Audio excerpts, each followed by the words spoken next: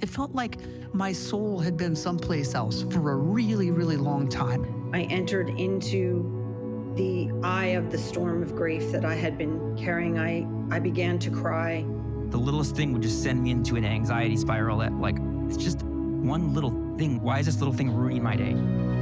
Eleusinia is a unique psilocybin retreat based in Mexico with a focus on meditation, neuroscience, and brain health. I had zero doubt that this was something that I was going to go through and actually do. That self-compassion sort of has trickled into every little part of my life. I hadn't laughed that hard in so long. The profoundness with which I experienced like reality, the magnitude of the beauty was just completely overwhelming.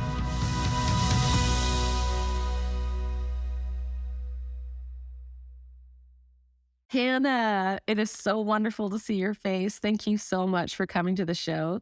Can you tell the audience a little bit about who you are and why you decided to come to Eleusinia? Yes, I'm Hannah. I'm 39. I've been married for 13 years and have a 5-year-old daughter. And I became interested in Eleusinia after a pretty rough 5 years, I guess, basically my daughter's whole life. We've had a lot of huge life changes kind of come about that have just totally changed our lives. And we've had to adjust so much. But I'll go back a little bit. I am very focused on my mental health and caring for myself and just wanting to be more present with my friends and family, especially for my daughter. So that led me on a journey of pursuing that in all different kinds of ways, like focusing on embodiment, focusing on finding a good trauma-informed therapist, because I would describe what we've been through as traumatic. So I'll start back on my mental health journey.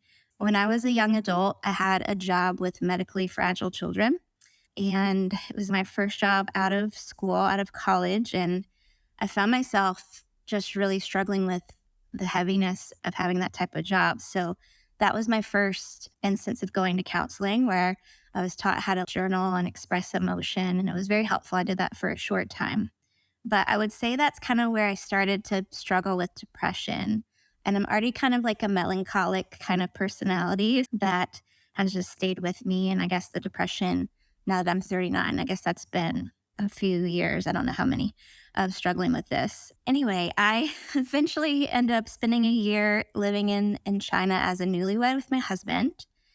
And there was a part of that year where every morning my commute would be riding my bike through traffic and getting honked at and having fireworks shot off randomly. And it was just a very chronically stressful commute every day to school, where I felt like some days I wasn't going to survive it because of all the traffic and the people and the intense loud noises. So I figured that after I processed that year coming back, I was like, wow, I have PTSD now. Like my ears are so sensitive to any kind of noise, even if it was like a soft noise. So my nervous system really got affected by that year.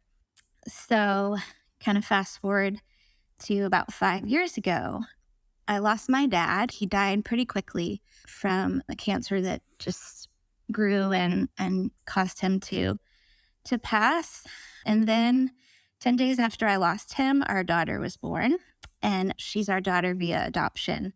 So we lost my dad, we adopted our daughter, and then when my daughter was 3 months old, we found out that my husband was losing his job as a youth pastor at our church. And the way that it happened was very manipulative, and now I would call it spiritual abuse, because our pastor was talking about my husband behind his back and gossiping about him and being really manipulative. And he's just the kind of person who would say whatever he thought the person wanted to hear. So just lying about different things. So anyway, we found out that he was losing his job because he wasn't the right fit. And we had just adopted our daughter. She wasn't even officially adopted through the court system yet. And then we were losing all of our income suddenly. And because of the loss of the job, we also lost our community, our friends that we had invested in for 7 years. And people chose the church rather than like the relationship with us. So we had a huge loss during that year. Since then, we've moved 7 times, some outside of the country. Like I mentioned before, we lived in China before. But part of my job is that I go around the world teaching. My degree is in ESL. So we're really struggling during the pandemic, trying to figure out what my husband could do because he, for a while, there still really wanted to do youth ministry. So we were just trying to figure out what direction our family should go in. You know, one of the jobs we chose was a really, really high stress job fostering young teen boys. And that was about 13 months of doing that job when I felt my nervous system just in hyper vigilant alert. And we ended up having to leave that job and again, lost our job, lost our home there. So just really struggling for a while. And we ended up buying a house where we live now and moved in February of 2020. So then in March 2020, the pandemic hit, and the racial violence of that year, the poverty that we were personally experiencing, just all these things kind of piled up on each other. The grief and loss of community and of close family members. My husband's father suddenly had a heart attack. I don't think I even mentioned that, and just so much. So a lot of my mental health support have kind of described what I'm experiencing as complex PTSD. So like I was saying earlier about all the investing I've been doing in my mental health, experiencing EMDR with my counselor has really taught me and made me feel the rewiring that my brain can do. As I've been working with her, and we've worked with things that have been traumatic or triggering for me, and I've seen them lessen in their intensity. And so just to bring it all together, it feels like the things that psilocybin offer is a concentrated EMDR because of the way the brain rewires itself through taking a dose. And so it was just very incredible to experience that because it just falls right in line with all the work I've been doing to invest in my healing, and just to see it or experience it in a way that was so powerful and healing, and just a great continuation of what I've already been investing with my own health. The racial violence affected you more than normal because the daughter that you adopted is African American. That's right. Yeah. And I'm a white woman. So I was just feeling all of that and wondering, you know, where could we go? I felt like I couldn't breathe here in the United States because it just feels like a violent place a lot of times, not just with the racial violence, but the gun violence and all the history of our country. So it just weighs heavy on me because I'm an empathic person, a highly sensitive person. And just through all of these struggles, we ended up trying to do some different moves internationally to just kind of get some breathing room. So we moved to Peru for a little while, and then the Dominican Republic, just trying to see where could we live and work in peace. We weren't able to secure great online jobs, so we ended up coming back to where we live in the United States. But really, about a year ago, so now it's April of 2023, I decided to admit myself into a care facility like that had daily structure for mental health because I'm not getting enough just meeting with my counselor. I needed more support. So I only did that for like 3 or 4 days, but it was good to have that support and have some tools. And then that's when I say I really invested a lot. Gratefully, we had a lot of privilege and money to be able to do that through a gift through my husband's grandmother that passed away.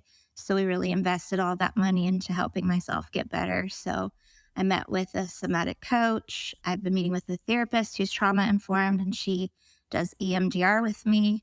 But I think the depression and the way my nervous system has been affected by all of these different piled on events, I just knew I needed something more than, well, I'd already tried 3 different medications for depression, Zoloft, Lexapro, and then Wellbutrin. And I didn't try those for very long because the side effects were pretty intense for me. I think I tried one for 2 or 3 months was the longest. So when it came time for Eleusinia, I was pretty I hadn't had a lot of medication in my system. And I found you guys just researching because psilocybin is becoming something that's studied a lot more over the last few years, especially for, treatment resistant depression. So just in looking at some of the research and having a friend who is helping me, like a medical friend who is following different research, I've been getting encouragement to pursue an opportunity. And as you know, there's not that many opportunities in the US. And I love traveling. So looking up different opportunities, I found Eleusinia. I loved the empowerment approach that you all offer. And I would say it's very, very true. Like being back home, the support that is offered is excellent and available. And I feel so good kind of moving forward. But yeah, we went to Eleusinia in March. Yeah, so we had a Zoom with Jessica before we booked our dates. And my husband was really interested and he had a lot of questions too, but he was kind of like, I want to go just to support you, Hannah. So he was curious. But after he had the Zoom time with Jessica and he's like, I think I want to do it too. I have my own trauma. So that was really encouraging for me because I do feel like I've been farther along in the mental health journey. Like my husband has just now started doing his own counseling, whereas I've been doing it for over a decade now.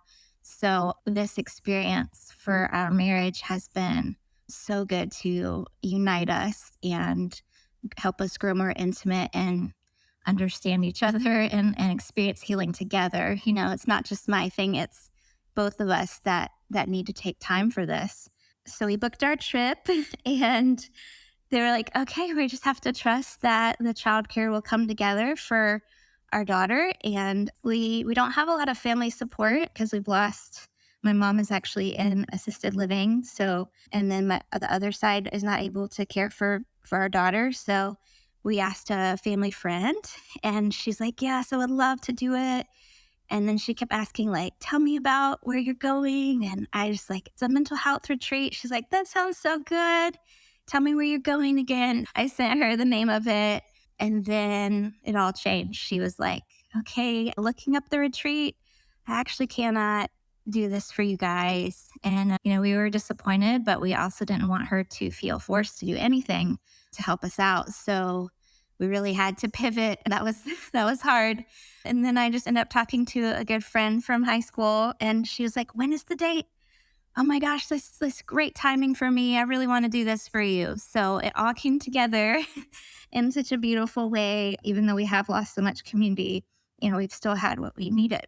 So we booked our trip and we came in March and I was so ready to come. It was really hard to wait just because I did have so many days of just overwhelm and that agitation, like getting outside of my window of tolerance is a phrase I like to say, like I need to stay where, I'm at peace and within myself. And so our trip finally came and I knew my daughter was getting great care and that we would too.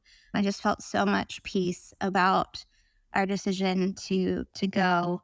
So yes, so we got to our hotel in Mexico, had a really peaceful night there, kind of just preparing ourselves mentally for the travel the next day out to you guys in Valle de Bravo. And it was so funny to get on the bus. We were like one of the younger couples and then a lot of older people. And we're like, how's this going to be hanging out with these strangers? And I will say everyone just really was so open, and the belonging that I felt with all of the people there individually through just short or longer conversations was just a beautiful community created there that I didn't expect. Because I really kind of went in like, I just want to make this a personal experience, but like the communal aspect of the retreat was one of the most powerful things for me, especially during the dosing experience, just to hear what was going on with others and even seeing the others' faces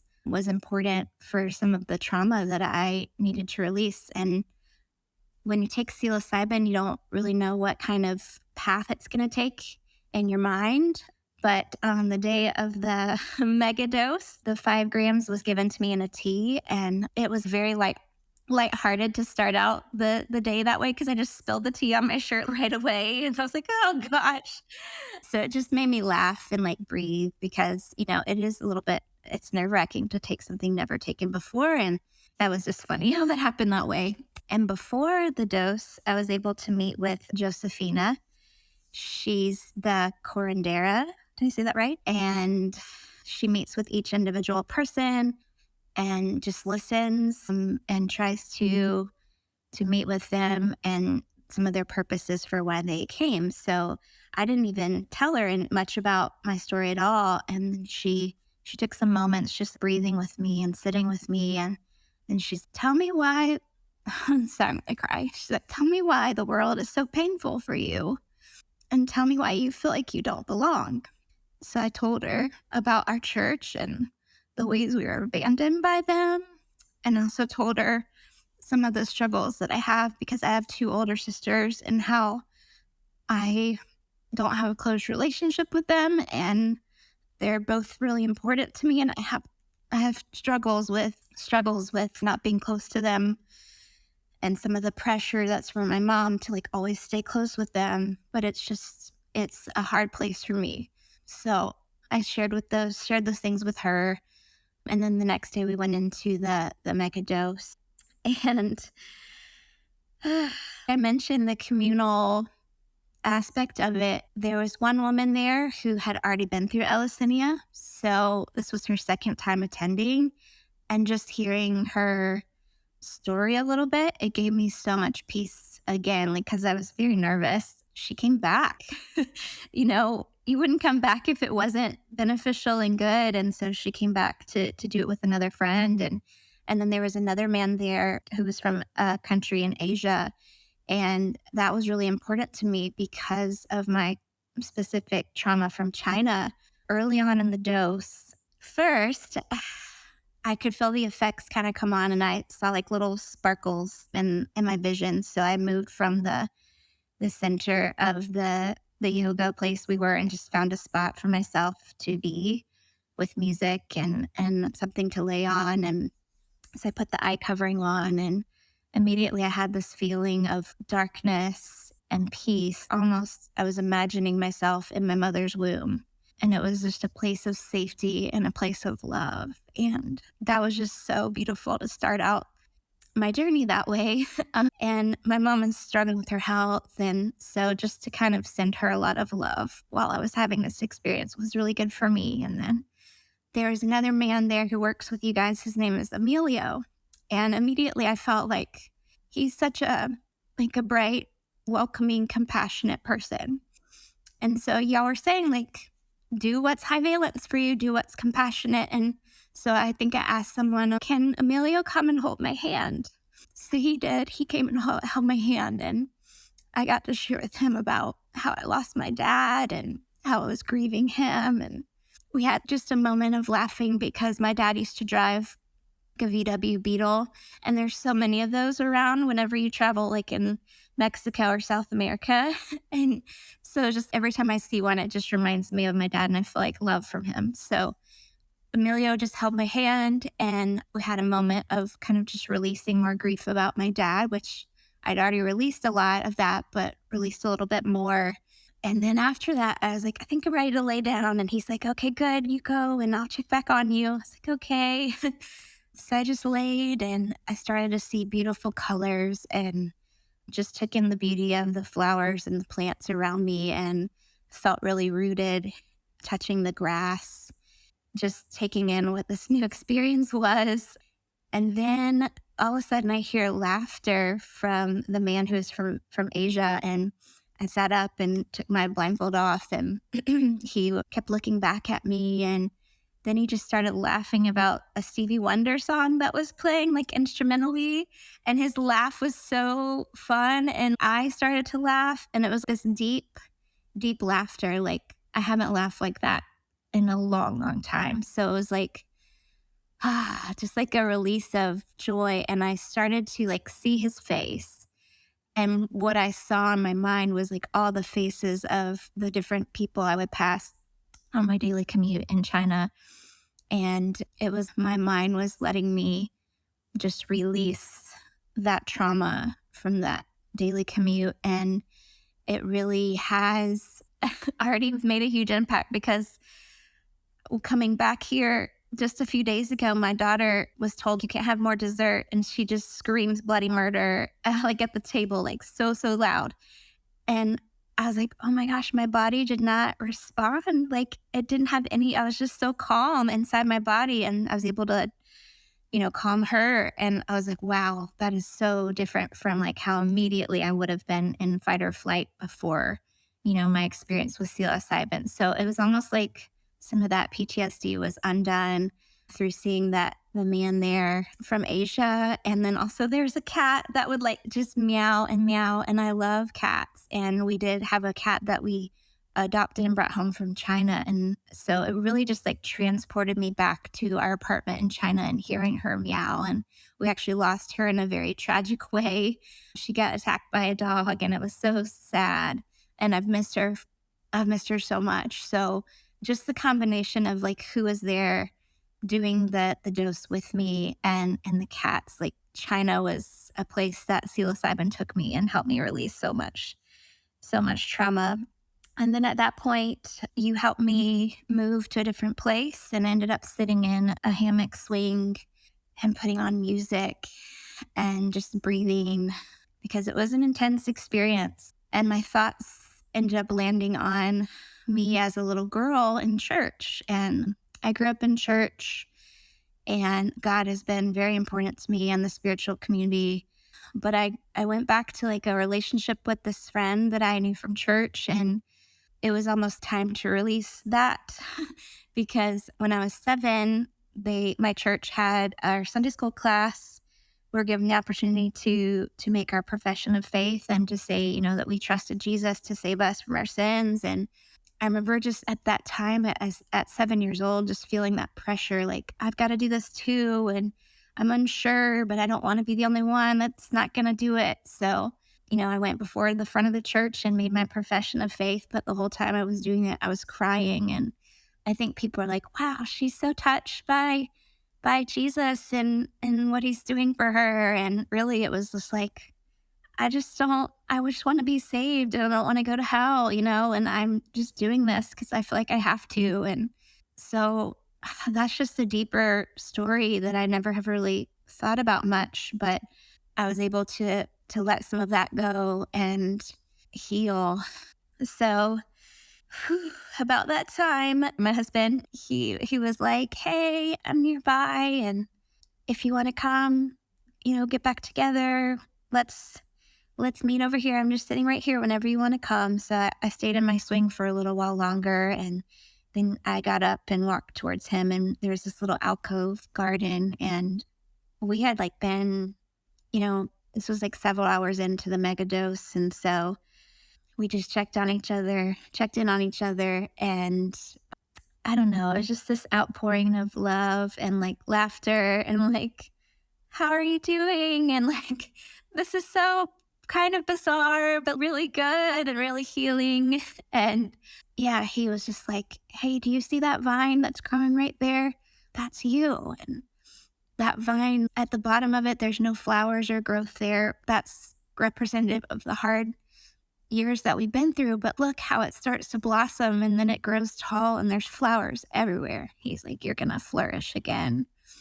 It was just really a beautiful moment of connection for us in that garden. And then he had told me different relationships that he had grieved during his time, because, we have lost a lot of people, a lot of close friends from our former church. And that's been really hard, but he was able to release a lot of that. And he was like, I journaled so much, and just things that he doesn't normally do. It was a very, very healing experience for him as well. And just as he was expressing what he was going through, I just felt like his heart was really open. He had tears, and I just spoke over him love and just how all of him is goodness, because what was spoken over him from our former pastor and our church was, that he's not good enough, and that he is not given respect because he was gossiped about and slandered and hurt and harmed. And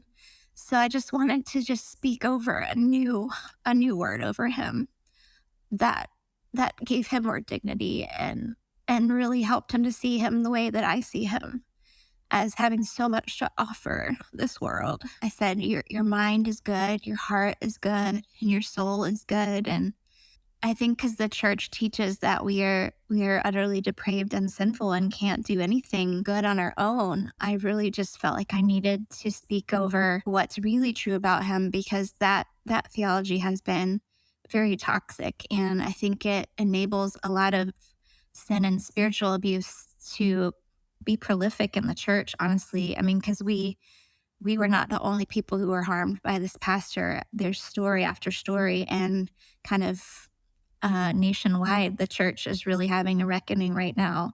So those were the words I spoke over him, was that he has goodness, and he is goodness in his heart and his soul and his mind. And I just touched his chest and his head and just tried to, help him believe that about himself. Because when someone in power speaks things about you, it's hard to not let that sink deeply. And that power dynamic was was really powerful over him. And I feel like it's inhibited him from moving on from the experiences we've had. And I feel like he's starting to flourish again too. So that was just a beautiful moment. And we kind of rode the last few waves of psilocybin together. After the doses, I met with Josephina again, and it was really helpful, especially with my struggle with my sisters and how I want those relationships to be different. And she really just taught me a lot about belonging in a new way in this world, and how I really believe her. Like she said, you belong to yourself, and you belong to your husband, and you belong to your daughter, and everyone else is just bonus.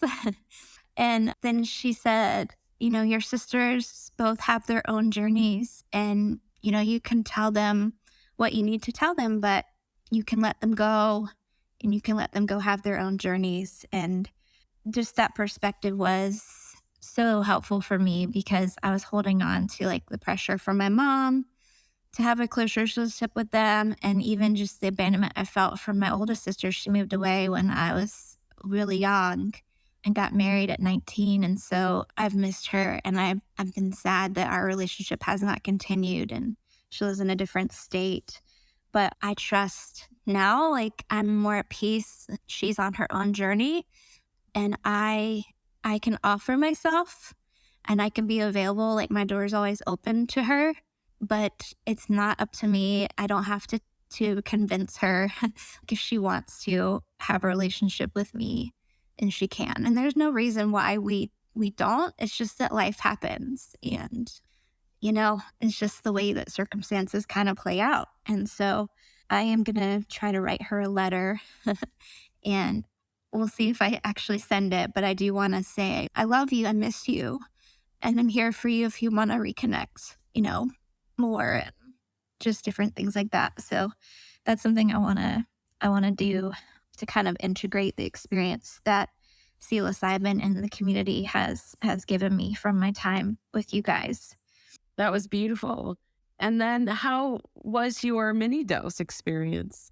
Yes, so that was great. I think I was the only one who was eager to do the ice bath that day.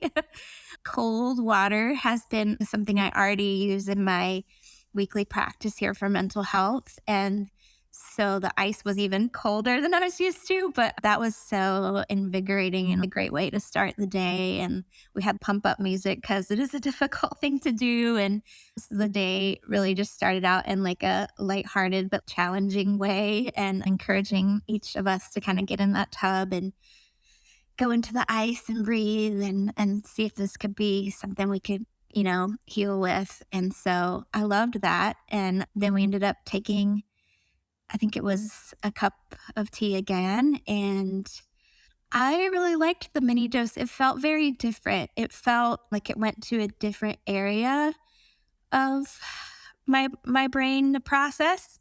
It was more existential, and a lot more time with my husband, like together. We sat more together during this one, and he wasn't feeling the effects very strongly, but I was, and he just laid near me, and I was just quiet and like taking in the messages I was receiving. It was like I was speaking to myself, or the universe was speaking to me, and it was just a deep peace that I would be okay no matter what is going to happen in my life. Like this day, tomorrow, the next moment, it was just this, I'm going to be okay. Like I am at peace. I'm at peace with what happened to me in my past. That's been so hard. And I'm at peace now, resting here. I am safe. And I kind of just thought about relationships in general and how I want to move forward in a healthy way, just doing them where I trust my gut and trust my inner wisdom, with boundaries and different things. So it was really just this general flooding of peace and contentment. And that word contentment has been a challenge as I've moved so many times and been trying to find out where we should go. But it was funny, at the end of our time at Eleusinia, I was eager to come back home, not just to see my daughter again, but just our life here that we've started to rebuild. I felt happy to return, and that's definitely a unique feeling that I wanted to have that, but I've really struggled with contentment before this experience. And so coming back home and just letting the medicine continue to do its work in me has brought me back to my life with so much more joy and acceptance and peace. We had the beautiful, I was actually wanting to walk more, and it felt kind of like I couldn't go walking because of where we needed to stay during the 4 to 5 days. So when you guys said, let's go on a hike, I was like, I love that idea, but I'm still really under the influence. Is it okay to hike right now? And y'all are like, yes, it is. It's fine. And because y'all were with us. And so we left the area and just went down the road and hiked through these banana field, like grassy beauty. And I have never seen so many beautiful flowers before. And it really took me to like a childlike place. I would say the mega dose took me to like a younger Hannah. And then this dose really took me to kind of like a teenager kind of state of mind where I'm just like, I don't know, I was like talking differently. My husband was with me, we were hiking, and I was playing out this scenario in my mind. He's my crush, and we're like going on this hike, trying to like sneak away and kiss each other and stuff like that. So it was like this playful, like childlike way as the dose was still affecting me. So I was really just enjoying him and enjoying you guys, and the beauty was amazing. And my husband's like, you make a bouquet for on the way back. And like, we totally forgot to do that on the way back, but there were so many beautiful flowers. And then going to sit by the lake and just taking in that beauty. Water is very important to me. I grew up on the lake. So it was a really beautiful experience. I think that dosage was like more the one that, I want to incorporate in my own care going forward, and just being intuitive and listening to what my body and mind are saying, and what I need to keep doing to go forward. So it was a very helpful way to experience it in those two different doses. And I did get to do the DMT as well. I don't know how to smoke very well, so that was different, but I was able to get in a few puffs of that and holding Jessica and Josefina's hand. And I felt like having that after the mega dose with all of the releasing I did, it almost, maybe some of it hadn't really left yet, like hadn't released. And so after the DMT, it was just an even deeper rest, like a soul rest, like I can breathe, and just so much peace. I saw beautiful colors.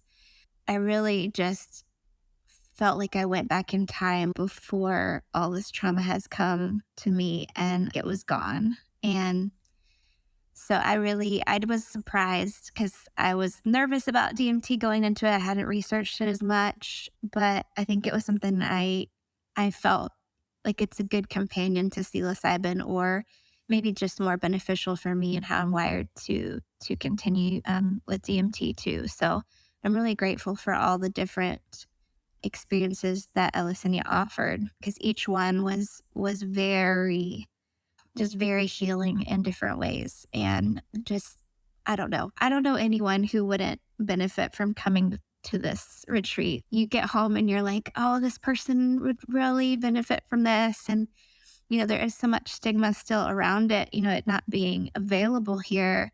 But I know anyone who would come would get at least one great benefit, probably boatloads like I did. So I will kind of be careful how I share, but I'm excited to share my story and to be sharing that here with you guys, because I know there's a lot of people who, have been through spiritual abuse and have been through trauma and do have that complex PTSD with the pandemic. I mean, just that alone was very hard for a lot of us with grief and loss and different things. So I'm really grateful for y'all as a team and what you offer. And each one of you is so unique and offers just your whole selves to us while we're there. And it was amazing. And yeah, I'm so grateful for you guys and for the healing that I've gotten to experience. Thank you so much for sharing. How have you been able to share your story? Has there been a select few, or because, after your babysitter found out where you were going and said, there's no way I can support you in doing this, it must have really hurt the feeling of safety of being able to share. Yeah, I'd already kind of decided well, I would have been open to sharing with her, but now she's not been open to me. So, it's probably not a safe place to share.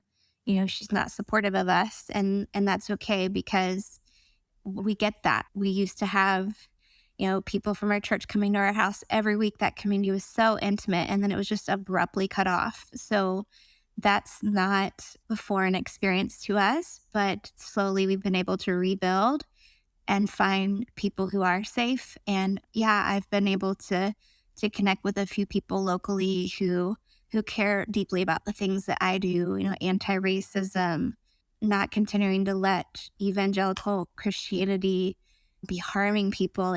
We're done with that. We want love and liberation for people. And so, I do have some friends I want to share with. I was kind of holding back because I knew I was going to meet with you, and I kind of want to share it by sending this to them if they want to hear more, because it is very emotionally exhausting to share. But yes, I do have one friend who's asked me to come over because she's very curious about this too, because she has a history of trauma. And so I'm excited to meet with them, but I haven't yet. It's only been about a week or so since I've been back. So I just wanted to say that I feel like you do tend to know after experience like this who is in your path and for you and who isn't. And you can see that and feel that a little bit more clear. It's like the container that you learn to work with when you're working in a psychedelic experience. It really does need to continue in the way you unfold the rest of your life and with the relationships that you do have and the way you take care of yourself outside of the non-ordinary states of consciousness. I am so excited that you're doing that well and you're protecting yourself and protecting your story. I am just so honored that you did share, because I do understand that it is not only emotionally exhausting to open it all up, but there's this vulnerability to it, of feeling exposed, that it takes a lot of courage to show the whole big picture. Our stories are precious and for everyone. But I do think that, I wanted to come on the podcast because I feel like there's others like me who have been through similar things and can really find hope and healing through psychedelics, and just be open to trying new things. It does take a lot of bravery to go, but it exceeded all of my expectations. So thank you so much for coming to the show. I appreciate you so much. Yeah. Thank you, Tanya. Thank you all so much for listening. You can find all the information that you need to learn everything about this retreat on EleusiniaRetreat.com. We are a retreat that offers ongoing integration support, breathwork classes, and cultivation support after you have attended this retreat. It's an amazing experience that's one of its kind. If you're looking for a science-based retreat, something out of the box, something to change your life, something to add to your practice, this is where you really need to start. EleusiniaRetreat.com.